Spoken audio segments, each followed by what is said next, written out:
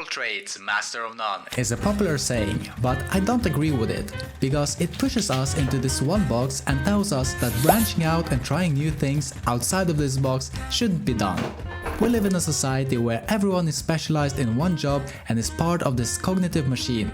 This limits us from being curious and trying new things. In this video, I want to share with you my hobbies and my journey with figuring out what hobbies to focus on, how to manage them, stay consistent, focused, and get the results.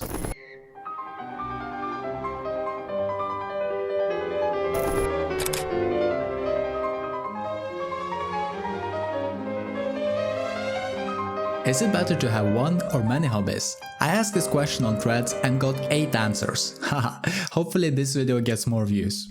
The results were 50-50. Having multiple interests can be a trap. If you chase after being good at everything, you will not get good at anything because your focus is so diluted. It also depends on your end goal. If you are going to look at the advantages of having multiple interests, then we should look at the full quote. It actually goes like this: Jack of all trades, master of none, but still better than a master of one. We all have only 24 hours in a day, except if you live on Mars. Then you have 37 minutes and 22 seconds more than the rest of us. So anyways, doing everything is impossible in one day. We all have essential duties that need to be done. Some have more, others have less. Therefore, we need to figure out how we can use this time outside of those essential duties on our interests and hobbies. But figuring out time management is only one of many challenges. We'll look at how to choose what interests you should focus on, how to improve, when to quit and not, how to be realistic, and much more. Keep in mind that I'm sharing these things from my own perspective. This is my experience and what I've learned. So, about me. I'm soon 25 years old, recently graduated in engineering and management. I enjoy trying new things and I hate doing nothing. And these are my current hobbies: skateboarding, bouldering, running, swimming, reading, language learning, exercise, piano, photography, hiking, video games, and making videos. Quite a lot, isn't it? You probably also have a lot of interests, right? But how many is too many?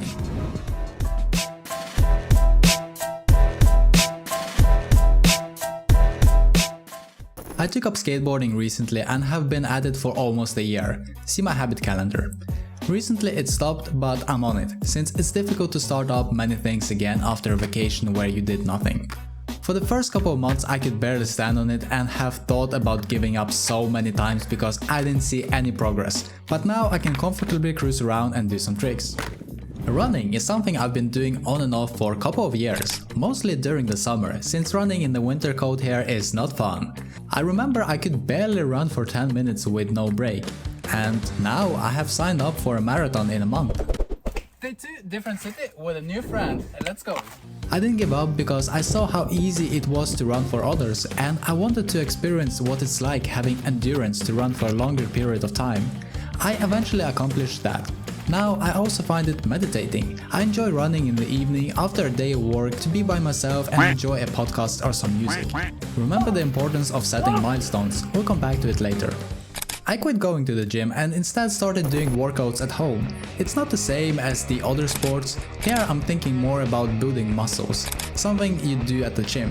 But I prefer home workouts or at the park like you see here. The reason for that is: 1. It saves me money that I can use on other things like swimming membership, that I think is more beneficial than going to a gym. Secondly, I'd rather have more control of my body than being able to lift heavy weights. Calisthenics. I do this 3 to 4 times a week and it only takes me around 30 minutes to do my exercises. Swimming is a relatively new thing I've started doing, so I'm not sure how it will go. The reason I started it was to balance out my running, since running is very demanding on your legs, but swimming is not. But it does train your endurance in a similar way, so I'm considering to run less and use that time for swimming. I hope the results will be that both my swimming and especially running will improve. Bouldering. Ah yes, the climbing sport that I've never understood, until my friend took me with him to try it out and I loved it.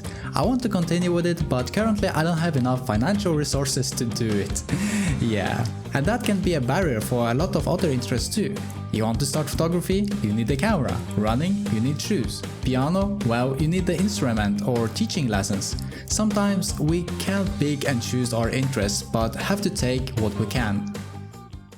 Next up is reading. I will be honest, reading is one of my weak points. I can never get it to be consistent. I tried doing it an hour before bedtime, but I think what works best for me is to do it as early in the morning as possible. That's when I feel most productive and willing to do things. The same is for language learning. I enjoy doing it more in the morning hours, so it's important for you to try out when it works best for you. What time of the day? Before I studied Japanese because I went to Japan as an exchange student, I had a goal and motivation. Now, not so much. So I've reframed my thinking. I don't need to have a great end goal for learning a language. I'm not thinking of moving to that country or working at a foreign company. I'm learning it because I enjoy it. And just like in a game, I want to advance to the next level, learn more words, better grammar, be more fluent, etc. Also, learning foreign language helps your brain stay sharp. I've hated piano since I was forced to learn it as a child, and then I've never touched it again. But this year I've decided to give it one more try, to see where it would get me if I forced myself to practice a little bit every day. So far I've managed to stick with it, but after a vacation abroad I haven't been able to find time to pick it up again. Photography started as a hobby 5 years ago or so, then it quickly turned into paid work, partially because I enjoyed being creative with my photography and partially because I got lucky. But now it's not fun anymore, because photography is not as much appreciated as short-form videos on social media, and because once you make a hobby into work, it loses that appeal. Hiking is something I do whenever I have the chance. I enjoy nature much more than the city life, and spending time in the nature makes me feel refreshed. I still count it as a hobby, but I do it maybe 2 or 3 times a month. Video games. Yes, it is also a hobby. Not a very productive one, but I enjoy them whenever I have free time, especially in the company of others. Lastly, I got video editing, mostly for YouTube, and that takes up a lot, and I mean a lot of time. I get no money from it, but I still do it and enjoy it. I've learned a lot of things from juggling so many hobbies, and I'm going to share what I've learned with you. First, time management is so important. But before we start blocking out our calendar, we need to create a hierarchy of our interests, because then we won't get overwhelmed with all the things we want to accomplish in a day. Start with putting it down on a piece of paper or in your notes app. Now you will start thinking, because you need to prioritize what's most important to you. Creating a hierarchy helps you declutter and see things clearly. When that's done, you can start scheduling and blocking out your calendar. There's hundreds of time management apps out there. Don't overthink it, just pick one. Start with free apps like Google or Apple Calendar. I personally use TickTick. Plan 1 week ahead, especially now that we've made a list of priorities of our hobbies. It will make it more easier to dedicate time to the most important things. Your plan is not set in stone. It's okay to swap tasks from one day to another if it more aligns with whatever is happening in your life. It can be as simple as the weather has become rainy and therefore you can't go outside and do that one activity you wanted. Another thing that I've realized is I often say that I don't have enough time. But the truth is, I just didn't have enough concentration. If we create a hierarchy of fun things and remove the top things while embracing the boring ones become fun, but also fulfilling and progressive. You might experience doubt of this time management, as did I. At first I thought it was limiting my freedom to do whatever I want. But that's why it's important to include free time for yourself and be realistic with how much time you will spend on the different tasks. Time is valuable and you should consider how you spend it. You need time to reach your goals, but as I'll talk in the next point, it's important to not overdo it. You need breaks for your muscles to recover, either that be after a gym session or after playing an instrument. Let me tell you this, the older you do get, the more rules are gonna try to get you to follow.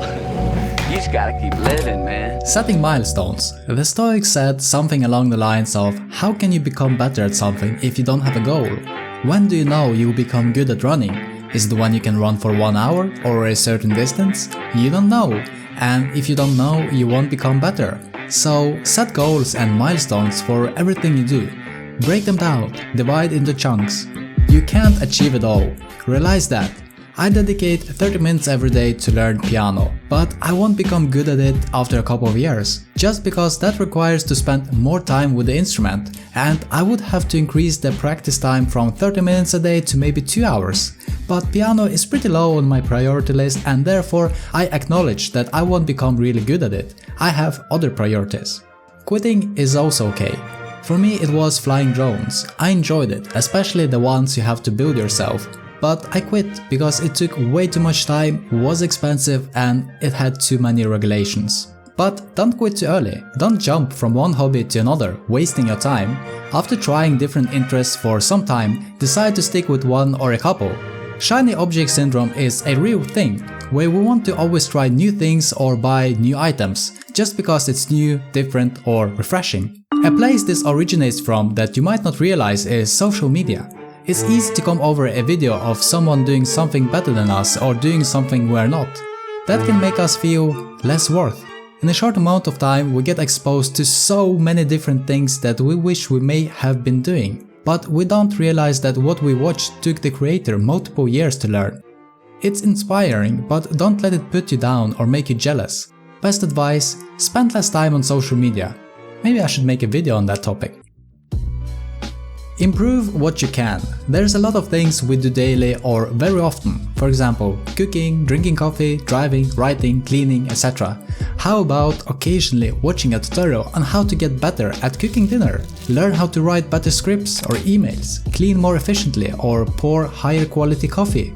There's improvement in every aspect of our life that we can do.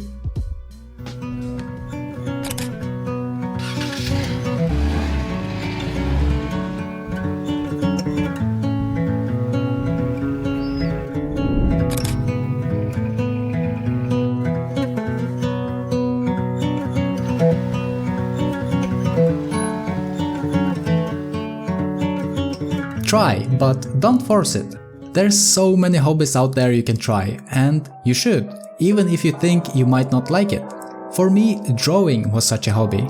I thought I wouldn't like it, but I tried it anyway. I even made a video where I tried drawing for X amount of time. But in the end, I didn't feel like continuing with it. I might come back to it later, but for now I have no desire to it. Piano had the opposite effect. I actually stuck with it.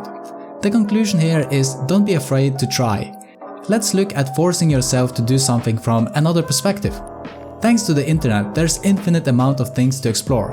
Our brain loves new and unusual things, and there's an infinite amount of it on the web, especially after introduction of short-form videos. We're automatically driven towards those things. To win in life, you have to actively say no to these distractions and say yes to the more boring things in life. Watching a YouTube video is fun, but making one can be insanely difficult. The boring things are what ultimately lead to success and greatness. It's more fun with friends, or find people who share your interest. You'll gain a whole new perspective on things. You'll be more motivated and you can keep each other accountable for progression. In social interests it's easier, like team sports. In some, more difficult, like skateboarding, but there are still parks where you can socialize. And in others, it can seem impossible to find people to share your interests, like painting, playing instruments, or any other more individual hobbies. But don't forget there's always social media where you can share your progress. Friends and family can be of good support too. There will be challenges, annoyance, struggle, burnouts, and you won't have fun like you had in the beginning.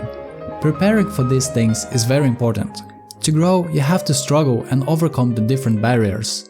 We can illustrate this in a graph where we have happiness over time. In the beginning, we are uninformed about the future struggles and we are just happy and excited to learn this new skill. But as time goes on, things get harder and the fun gets less and less fun. Because you realize that it's not as easy as it looks. This was revolutionary for me when I first realized it. Actually, this might sound stupid to some of you, but it was thanks to a game called Elden Ring that I realized this. It's a really difficult game where you have to die a lot before you can make any progress. This mentality I took with me to skateboarding, where I thought I just have to keep going and I believe that I will see progress. I just have to give it time and do not give up. Anyways, if you can get over this bottom, you will become more informed about the different sides of this interest, the good and the bad. After that, you'll start seeing the fruit of your labor. There will still be ups and downs, but you will know about them and be prepared to handle them. Combining hobbies is another way to progress faster and save time. Some of my examples is that when I do stretching, I also have my Duolingo app open to practice language learning. When I go bouldering, I make a video of it. When going to the skate park, I bring the book with me to read when I'm taking a break. Finally, don't stress. If you're watching this video, you're most likely young, just like me. Enjoy the present, don't force yourself with doing as much as possible today. I might not have time to do something today, but it doesn't mean I won't have time to do it in the future. And that's it. If you made it this far in this video, I thank you very much, since you helped me with growing one of my interests, making videos. And I hope I helped you with figuring out your goals and priorities. Thank you so much for watching, see you next one, bye!